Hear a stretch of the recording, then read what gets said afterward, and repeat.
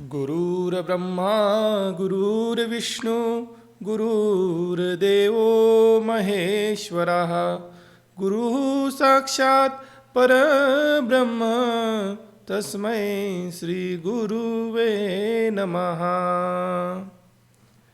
नमस्कार, सुप्रभात मेरे नन्हे दोस्तों। आज हम आपके लिए और फिर से लेकर आए हैं अच्छी रोज की नई नई कथाएं, मनोरंजक कथाएं। और वाईपीएस इस यूट्यूब चैनल पर मैं अतुल झोपे सर आपको आज आपकी चाहती कथाओं के बारे में और चाहती कथाओं की तरफ लेकर चलता हूँ। तो बच्चों, हम देख रहे हैं पंचतंत्र की कथा, क्योंकि पंचतंत्र की ये कथाएं बच्चों के मन को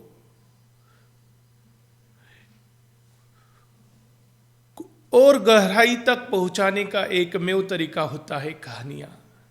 और इस कहानियों की वजह से क्या होता है कि ये कहानियां बच्चों के अंतर मन तक पहुंचती है और हमें जीवन में कुछ न कुछ नई सीख दिलाती है और जीवन के अनेक उतार या चढ़ाव के पड़ाव पर हमें ये कहानियां एक मार्गदर्शन का काम भी करती हैं। तो जिस तरह से पंडित विष्णु शर्मा ने राजा अमर शक्ति के 3 बच्चों को बहुशक्ति, अनंत शक्ति और उग्र शक्ति, इन तीनों को एक कहानियों के ज्ञान दिया, ज्ञानदान का कार्य किया, इसी तरह से हम भी आज यह कहानियां देखते हैं। यह कहानी है आज की एक मूर्ख बंदर और एक चिड़िया की। एक छोटी सी नन्ही चिड़िया की कहानी है और कुछ मूर्ख बंदर है। तो चलो हम देखते हैं, इस कहानी के तरफ चलते हैं। एक बहुत बड़ा घना जंगल था और उस घने जंगल में एक बड़े घने पेड़ पर एक छोटी सी चिड़िया अपना घोंसला बनाकर रहती थी। और एक दिन क्या हुआ कि एक बंदर, वहाँ पर बारिश चल रही थी और बारिश के समय कुछ बंदर उस पेड़ के नीचे आकर बैठते हैं, उस पेड़ का आश्रय लेते हैं। पेड़ घना था, पेड़ के नीचे उन्हें बारिश नहीं लग रही थी, लेकिन कुछ बंदर बोलने लगे, क्यों, हमें बारिश से तो छुटकारा मिल गया, लेकिन हम बारिश में भीग गए थे और भीगने के कारण हमें ठंडी लग रही है, सर्दी लग रही है, तो हम क्या करें। तो कुछ बंदरों ने कहा, ऐसा करते हम कि आग जलाते हैं और आग से हमारी ठंड दूर हो जाएगी, क्योंकि ठंडी के दिन है। ठंडी के दिनों में क्या होता है, अगर हम छोटी सी आग जलाकर बैठे तो क्या होता है, हमारी ठंडी कुछ देर के लिए चली जाती है। तो एक बंदर ने कहा, आग जलाते हैं तो आग से क्या होगा, हमारी ठंड चली जाएगी।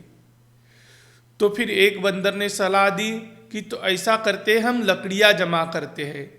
और एक बंदर ने कहा, यहाँ पर तो सूखे पत्ते बहुत सारे गिरे, हम ऐसा करते हैं सूखे पत्तों को ही जमाते हैं और उसमें आग लगाते हैं। सभी बंदरों ने हू हू करते हुए पत्तियां जमा की, क्योंकि बंदर का स्वभाव होता है हू हू करना, यहाँ से वहाँ कूदना, इस डाली से उस डाली पर, क्योंकि एक जगह जो टिक नहीं पाता ना, स्वभाव से ही जो चंचल होता है, चंचलो मरकटह, क्योंकि शास्त्रों में भी बताया गया है कि बंदर कितना चंचल होता है, चंचलो मरकटह। चंचल की इसमें अगर किसकी उपमा होगी तो वो है केवल बंदर की। तो ऐसा ये बंदर, उन्होंने सभी ने पत्तियां जमा की और पत्तियां जमा करने के बाद में कुछ और बंदर उनके पास आ गए और सभी बंदर वहाँ पर वो पत्तियों के आजू बाजू में एक सर्कल कर कर बैठ गए। आजू बाजू बंदर बैठे हैं। फिर एक बंदर ने कहा, अरे हमने पत्तियां तो जमा कर ली, लेकिन अभी तक हमने इसमें आग नहीं लगाई, तो आग कैसे लगाई जाए। तभी वहां से एक जिग्नू समझता है, जो कि रात के समय में क्या करता है, अपने से छोटा सा ऐसा प्रकाश देते हुए चलता है, ऐसा ब्लू ऐसा प्रकाश चलते रहता है। ऐसा एक छोटा सी जुगनू को उन्होंने देखा और देखते ही कुछ बंदर बोले कि देखो देखो देखो, वो देखो चिंगारी उड़ रही है। दूसरे बंदर ने भी देखा और सभी खुशी के मारे ऊर बंदर who who who who who who who who करने लगे। जब हु हु करते हुए उन बंदरों को उस पेड़ पर एक चिड़िया घोंसला बनाकर रहती थी, उसने देखा और उनसे कहा कि हे बंदर भैया, तुम जिसे चिंगारी समझ रहे हो वह चिंगारी नहीं, वह जुगनू है, उससे आग नहीं सुलझेगी। तभी कुछ बंदरों ने उसे धिक्कार दिया और उससे कहा, ए चिड़िया, ए मूर्ख चिड़िया, तू अपना काम कर, तू अपना काम कर, हमारे बीच में ध्यान मत दे। हम क्या कर रहे हैं, हम होशियार है, हम सब जानते हैं, तो हमारे तरफ ध्यान मत दे, तू तेरा काम कर। और फिर उनमें से कुछ बंदर उस जुगनू के पीछे भागने लगे, कभी दाएं हाथ से, कभी बाएं हाथ से, कभी दाएं हाथ से, कभी उसके ऊपर कूदने की कोशिश करेंगे। तो ऐसे करते करते करते एक बंदर ने अपने दोनों हाथ की सी कटोरी बनाई और उसमें उस जुगनू को पकड़ लिया।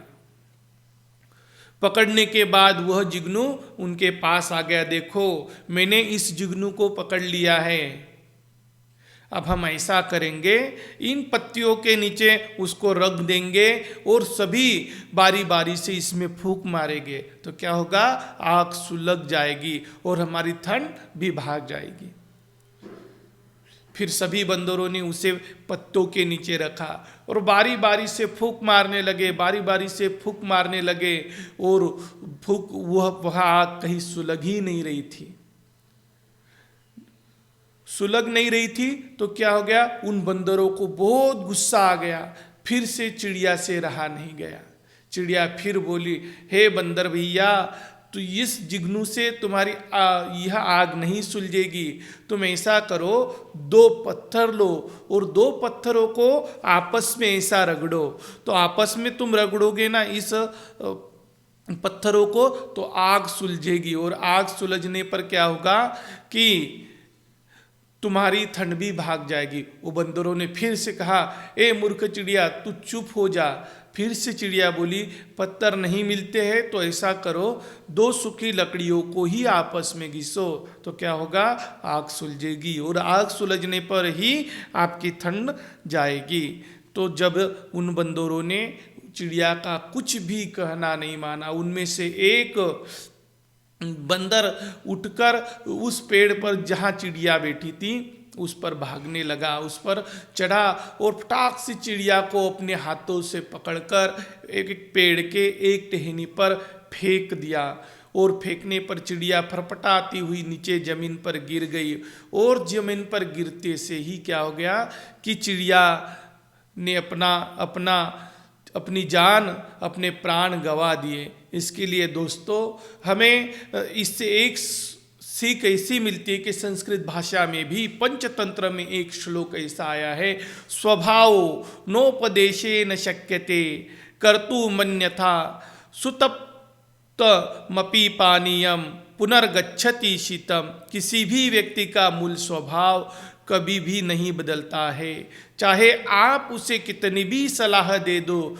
ठीक उसी तरह से जैसे पानी तभी गर्म होता है जब उसे उबाला जाता है, लेकिन कुछ देर के बाद वह पानी फिर से ठंडा हो जाता है। जिस तरह से चिड़िया ने मूर्ख बंदरों को सलाह दी, तो सलाह देने से क्या हुआ, बंदरों ने तो उसकी सलाह नहीं मानी, लेकिन चिड़िया को बिना वजह सलाह देने से अपने प्राण भी गंवाने पड़े। इसके लिए इस कहानी से हमें एक सीख मिलती है कि बिना मांगे किसी को भी कुछ भी सलाह नहीं देनी चाहिए, खासकर मूर्ख व्यक्ति को तो बिल्कुल नहीं। और मूर्खों को सीख या सलाह देने का कोई लाभ नहीं होता, उल्टे सीख देने वाले को ही पछताना पड़ता है। जिस तरह से चिड़िया को पछताना पड़ा और अपने प्राण गंवाने पड़े, इसके लिए मूर्खों को कभी भी सलाह नहीं देनी चाहिए। धन्यवाद। शुभ दिवस।